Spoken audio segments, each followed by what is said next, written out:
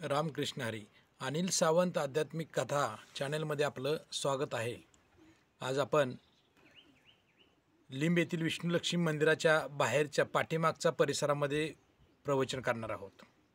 आणि आपली प्रवचनाची नेहमीप्रमाणेच गेल्या भागामध्ये जी अभंग होता तोच अभंग आहे आता, की काय नोहे केले एका चिंतिता विठ्ठले, सर्व साधनांचे सार भवसिंधू उतरी पार, योग याग तपे केले तेने अमुपे, तुका म्हणे जपा मंत्र त्रिअक्षरी सोपा.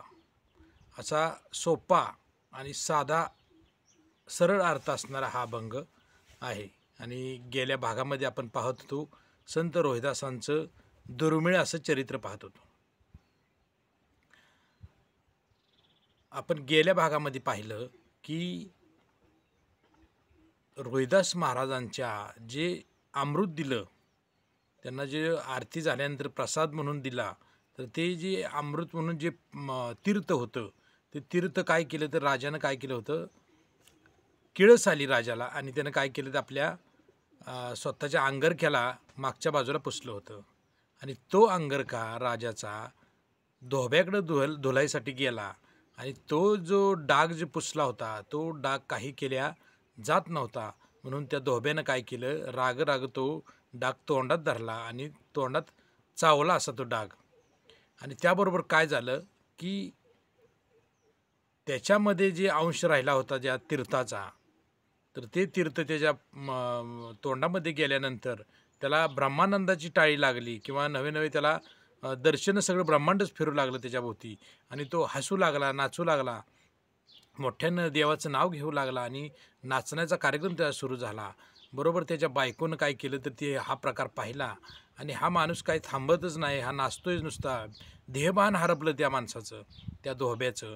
मग ती काय आली, राजदरबारात आली आणि राजदरबारात आल्यानंतर राजाला सांगू लागली की तुम्ही जो कपडा जो अंगरखा धुण्यासाठी दिला होता, त्या अंगरख्याला जो डाग होता आणि त्या डागाचा तोंडात ह्यांनी तो अंगरखा घेतल्याबरोबर तर त्याला काय झालं तर त्यांना ते असं वेड्यासारखं नाचू लागले. राजाला मोठं वाईट वाटलं की आपल्याला तो प्रसाद दिला होता रोहिदास महाराजांनी आणि आपण काय त्याला पात्र ठरलो नाही, किंवा आपण काय केलं तर तो अंगरख्याला पुसून टाकला. आपण प्राशन करण्याऐवजी काय केलं, आपण ते तीर्थ आपण अंगरख्याला लावल्यामुळं आपल्याला चमत्कार झाला असता किंवा आपल्याला देवाची साधना प्राप्त झाली असती, तर हे आपण करू शकलो नाही. म्हणून राजाला मोठं हळहळ वाटली. परत राजा आलेला आहे रोहिदास महाराजांकडं आणि त्याने विचारलं की मला तीर्थ मिळेल का. तर रोहिदास महाराजांनी सांगितलं तीर्थाची वेळ संपली आता. म्हणले ज्या त्या वेळेला जो तो प्रकार होत असतो. राजाला मोठं वाईट वाटलं. आणि आता त्याच्या पुढच्या कथा अशी आहे की रोहिदास महाराज गंगेच्या काठीच होते. गंगेच्या काठीच्या गावामध्ये होते रोहिदास महाराज राहत होते. तिथं त्यांचं चर्मकार व्यवसाय चालला होता. चपला सांधून देणे, शिवून देणे, नवीन चपला देणे, असं त्यांचं उदरनिर्वाहाचं साधनच होतं. आणि तिथं करत असताना राजाचा एक ब्राह्मण पुरोहित काय करायचा, राजाच्या वतीनं पूजेला कुठं जायचा, गंगेला जायचा. आणि गंगेला पूजा करून तो आपलं दररोजचा त्याचा नित्यनियम होता की गंगेचं दर्शन घ्यायचं आणि जे काय असेल ती सामुग्री पूजा वगैरे करायची आणि परत माघारी जायचं. मग तो एक दिवस काय झालं तर त्या आपल्या नेहमीप्रमाणेच तो रोहिदास महाराजांच्या दारावरून जात होता. तर रोहिदास महाराजांनी त्याचा काहीतरी चपल्या तुटल्या होत्या. मग त्याच्या चपला दुरुस्त करण्याचं काम रोहिदास महाराजांनी केलं. तो थांबला. त्यानं म्हणला माझे एवढे रोहिदास महाराजांना एवढे चपल्या हे करून द्या. मग ते चपला त्यांनी सांडल्या आणि जाता जाता विचारलं कुठं निघालाय महाराज तुम्ही. तर ते म्हणले की नाही मी गंगेला निघालो आहे म्हणले. आणि गंगेला निघालो आहे म्हणले. तर काय करूया. तर रोहिदास महाराज म्हणले ठीक आहे तुम्ही गंगेला निघालाय तर कनवटीचं एक नाणं काढलं, एक पै काढली आणि त्यांनी कनवटीची पैसा काढला आणि तो त्या ब्राह्मणाला दिला आणि सांगितलं की हा माझा पैसा एवढा गंगेला अर्पण करा, गंगेला द्या म्हणले सांगितलं. आणि गंगामाईला निरोप द्या म्हणले की रोहिदासाचं सर्व व्यवस्थित चाललेलं आहे म्हणून. तो ब्राह्मण हसला आणि म्हणला एवढं गंगेला सगळी तीर्थ आहे गंगा म्हणजे, आणि तुझा काय रुपया तिच्या कामाला येणार आहे. म्हणले काहीतरी असं हे करू नकोस म्हणले, हा रुपये गंगा घेणार काय म्हणले, काहीतरी देतो म्हणून असं वाईट नजरेनं बघून की काय ह्याला गंगा काय कळणार आहे म्हणले, ह्याला हा साधा सांबार आहे म्हणले, ह्याला गंगा काय करणार आहे, गंगेचं महत्त्व तुला काय करणार आहे म्हणले, आणि 1 रुपया गंगा घेते काय तुझा. तर रोहिदास महाराज म्हणले, अहो तुम्ही महाराज फक्त काय करा, गंगेमध्ये हा दान करून टाका, मला द्यायचाच गंगेला पैसा.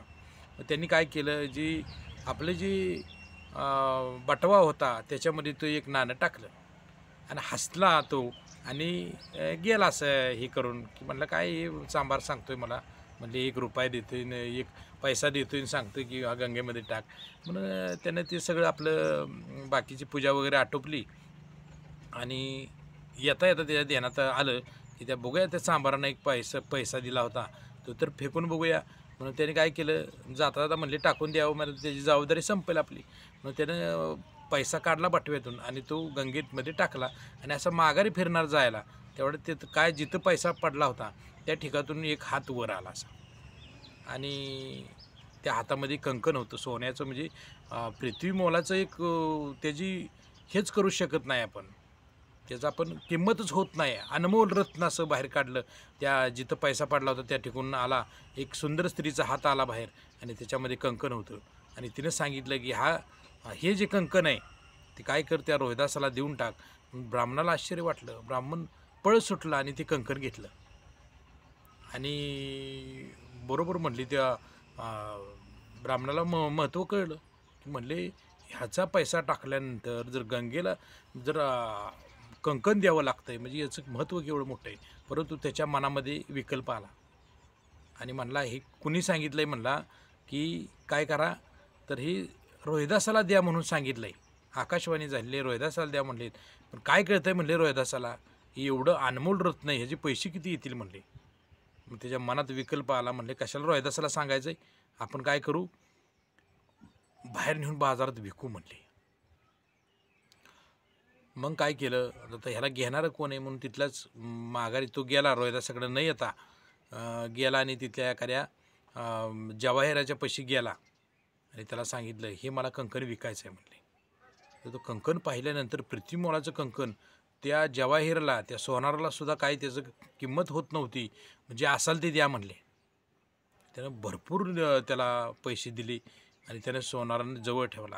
आता सोनारानं घेणारं कोण आहे, मग सोनाराने एका राजदरबारातल्या एका सरदाराकडे दिला. सरदाराच्या थ्रू परत सरदार झाल्यानंतर सरदारानं काय केलं, तो घेतला आणि त्याला पैसे दिले आणि त्यानं म्हटलं आता काय करावं, एवढी मोठी अनमोल ही जी भेट आहे ती कोणाला द्यावी, तर म्हणले आपण राजालाच देऊन या टाकूया, राजाशिवाय याचं मोलच कोण कळणार नाही, म्हणजे कळू शकत नाही कोणाला, कारण पृथ्वी मोलाचं हे कंकण आहे. आणि मग राजाकडे गेला. नुकतंच त्यावेळेला काय झालं होतं की राजाची राणी रुसली होती राजावर, आणि पहिल्या काळामध्ये राजाकडं म्हणजे भरपूर राण्या करायची पद्धत होती. त्या राजाला 2 राण्या होत्या आणि त्यातली एक रुसलेली होती. आणि आता बरेच दिवस राजा बघत होता की काय आता कोणता रुसवा कसा, हिचा कसा आपल्या राणीचा रुसवा कसा काढता येईल. आणि तेवढ्यात हा सरदार जाऊन पोचला आणि त्यानं ती पृथ्वी मोलाचं कंकण असं पुढं केलं आणि महाराज म्हणले हे आपल्या राणीसाहेबांना शोभून दिसेल म्हणले, हा दागिना पृथ्वी मोलाचा दागिना आहे. महाराजांनी बघितलं आणि त्यांनी विचारलं कुठून आणलास, म्हणले मला एका सोनारानं दिला आहे म्हणले. बरोबर असू दे म्हणले. तर त्यांनी राजानं घेतला आणि राजाच्या डोक्यात विचार आला की बरं झालं हे पृथ्वी मोलाचं कंकण आहे, ह्याची किंमत होऊ शकत नाही, एवढं तेज आहे ह्याच्यामध्ये, तर हे जर कंकण मी माझ्या राणीला दिलं तर राणीचा रुसवा निघून जाईल. मग राजा खुश झाला, त्याला काय पैसे असतील ते देऊन टाकले त्याचे आणि राजा गेला राणीकडं. राणीकडे गेल्यानंतर काय झालं, राणीनं त्याला विचारलं, राजाने सांगितलं की तुम्हाला एक अनमोल अशी बहुमोल अशी एक भेट द्यायला मी आलेलो आहे. राणीनं हरकली. राणी म्हणली ठीक आहे, पण म्हणले रुसवा सोडते म्हणले, रुसवा काय असेल ते द्या.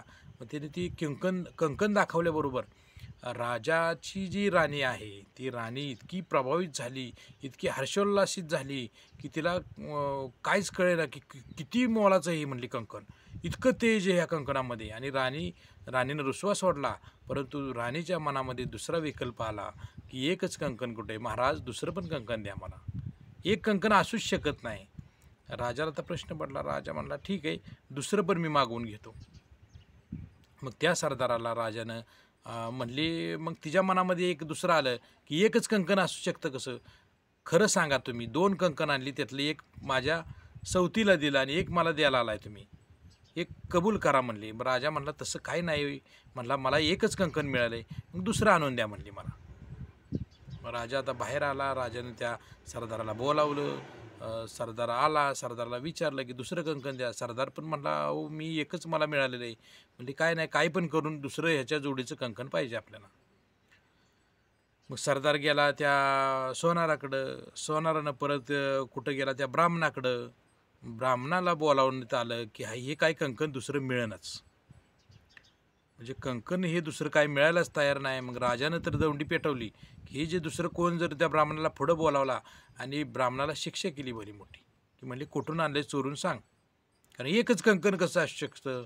मग त्यानं खरं सांगितलं की महाराज, मी म्हणला ते रोहिदास म्हणून चांभार आहे, त्यानं एक पैसा दिला होता, तो गंगेत टाकला आणि ते कंकण ते बाहेर आलं. गंगेतून एक हात वर आला आणि त्या आकाशवाणी सांगितली, आणि मी काय फक्त चुकलो की त्या रोहिदासाला देण्याऐवजी मी काय केलं तर हे तुम्हाला आणून दिलं, मी तुमच्याकडेही पोचलंही, माझ्याकडून चूक झाली म्हणले. ते म्हणले राजाला काय विश्वास पटेना, कोणालाच विश्वास पटेना. म्हणले असं कुठं गंगा हात वर करते का, पाण्यातून हात येतो का, काहीतरी सांगू नकोस, तुला म्हणले देहदंडच देतो. आता हे जर खोटं आढळलं तर तुला देहदंडच देणार. ब्राह्मण घाबरला. ब्राह्मणाने त्या सर्वांना एक विनंती केली की महाराज, तुम्ही काय करा, खरं खोटं करायला आपल्या त्या रोहिदासाकडं जाऊया. मग राजाच्या बरोबर सैनिक वगैरे सगळे लवाजमा घेऊन, तो ब्राह्मण, सगळे सरदार घेऊन, राजा राणी सगळं घेऊन त्या रोहिदासाच्या घरासमोर आले आणि रोहिदासाला विचारलं की त्या ब्राह्मणानं सांगितलं की बघा महाराज, तुम्हीच माझा प्राण वाचवू शकताय, कारण माझ्याकडून एक चूक झाली की तुम्ही मला जो पैसा दिला होता, तो पैसा मी काय केलं, गंगेमध्ये टाकला आणि गंगेमधून एक हात वर आला आणि एक कंकण आलं, आणि ते कंकण मी तुम्हाला द्यायला सांगितलं होतं, परंतु त्या गंगेनं पण मी काय केलं, माझ्या मनात खोट निर्माण झाली आणि मी पैशासाठी, संपत्तीच्या मोहासाठी मी काय केलं तर तो ह्या राजापर्यंत पोचला. ती कंकण तुम्हाला देऊ शकलो नाही, माझ्याकडून एवढा अपराध झाला आहे, परंतु मी आता माफी मागतो तुमची की मला आता जर दुसरं कंकण नाही मिळालं तर माझा राजा प्राण घेईल. रोहिदास महाराज हसले. म्हणले ठीक आहे, असून दे. म्हणले असे किती कंकण पाहिजे तुला? तर म्हणले नाही, मला फक्त एकच कंकण पाहिजे. राजाने विचारलं काय तुम्ही खरोखर पैसा दिला होता का? तर रोहिदासाने सांगितलं हो महाराज, ह्या ब्राह्मणानेच तुमच्या नेला होता माझा पैसा, आणि कंकण मिळालं का? म्हणले कंकण मिळालंच पाहिजे म्हणले. कारण तेव्हापासून मग सांगितलं की म्हणले मग चला गंगेवर, म्हणले आम्हाला अजून एक कंकण पाहिजे. राजा बोलल्याबरोबर रोहिदास महाराज म्हणले गंगेवर जाण्याची काय गरज नाही म्हणले, गंगेवर जाण्याची गरजच नाही म्हणले, कारण गंगेपर्यंत मी कधीच गेलो नाही आजपर्यंत गंगेकडं, परंतु मन चंगा तो कटोती में गंगा. जर तुमचं मन साफ असेल, मन स्वच्छ असेल, शुद्ध पवित्र असेल, तुमच्या मनामध्ये पाप नसेल, तर मन चंगा तो कटोती में गंगा. म्हणून त्यांनी काय केलं, ते चांभाराचं जे चप्पल धुवायचं जे हे असतं कुंड, त्याला आपण म्हणतो कटोती, हिंदीमध्ये कटोती म्हणतात त्याला, मराठीमध्ये एक पात्र म्हणतात त्याला, असं की त्याच्यामध्ये भिजवून चपला ते सांधता येतात, कातरता येतात. तर त्या ह्याच्यामध्ये त्यांनी सांगितलं द्या म्हणले, एक पैसा द्या मला. मग त्यांनी राजाने एक पैसा दिल्याबरोबर त्यांनी काय केलं, आव्हान केलं गंगेला आणि सांगितलं की हे गंगे, खरोखर हा जर रोहिदास तुझ्या भक्तीला पात्र असेल, तुझ्या जर सेवेसाठी पात्र असेल, तर म्हणले काय कर की मला आणखीन कंकण दे. पण त्यांनी काय केलं, गंगे हा घे रोहिदासाचा पैसा म्हणून त्या कुंडामध्ये ते त्या अस्वच्छ घाण पाण्यामध्ये टाकलं की बरोबर त्या घाण पाण्यामधून, त्या अस्वच्छ पात्रामधून एक एक कंकण निघू लागलं बाहेर. एक एक असं हातवर एका स्त्रीचा आला, तिने एक कंकण गेलं, आणखी कित्येक कंकणं काढून दाखवली त्यांनी. आणि मग शेवटी गंगासुद्धा तिथं अवतीर्ण झाली, आपण काय म्हणतो प्रगट झाली गंगा, आणि तिनं दर्शन घेतलं रोहिदास महाराजांचं आणि सांगितलं ह्याच्यासाठी तर मी एवढा उद्योग केला होता की तू माझ्या जवळ यावं, परंतु तू माझ्याजवळ आला नाही, म्हणून मी तुझ्याजवळ आले. तुझी भक्ती रोहिदासा श्रेष्ठ आहे, आणि अशीच तू सेवा करत राहा, गोरगरिबांची सेवा करीत राहा आणि सर्वांना सुखासीन करून टाक. तुझ्या भक्तीनं सर्व चराचर कसं कर, भक्तिमय करून टाक. मग त्या राजाला सुद्धा अधिकार रोहिदास महाराजांचा कळला आणि त्या ब्राह्मणाला कळला. सर्वांनी रोहिदास महाराजांचे पाय धरले, चरण प्राशन केले, म्हणजे चरण पकडले त्याचे आणि त्यांना सांगितलं. खरोखर तेव्हापासून अशी म्हण पडली, मनच्या अंगातो कटोती मे गंगा. कारण आपण जे कर्म करत असतो ते जर स्वच्छ असेल तर तुम्हाला त्याचं फळसुद्धा चांगलं मिळेल आणि निश्चितच भगवंत तुम्हाला प्रसन्न झाल्याशिवाय राहणार नाही. आजचं एक ह्या प्रवचनाच्या माध्यमातून तुम्हाला भक्तीचं महात्म्य मी सांगण्याचा प्रयत्न केला. आणि भक्ती कशी तर सांगितलं आहे की ह्याच्यामध्ये सांगितलं आहे की रोहिदासांचं चरित्र खूप मोठं पवित्र चरित्र आहे असं. आणि ह्या चरित्राचं जे ऐकतील त्यांनासुद्धा पुण्याचा वाटा मोठा मिळणार आहे. आणि यातून एकच घ्यायचं आहे की आपली भक्ती कशी असावी, कशी मग रोहिदास महाराजांनी भक्तीच्या गंगेवर न जाता कशी भक्ती केली, गंगा समोर प्रकट कशी झाली, तर ह्या सांगण्याचा माध्यमातून प्रयत्न केला. आणि दुसरी गोष्ट अशी की या माध्यमातून भक्तीच्या माध्यमातून तुकाराम महाराज म्हणतात काय, उच्च नीच नेनो भगवंत तिष्ठे भाव भक्ती देखून या.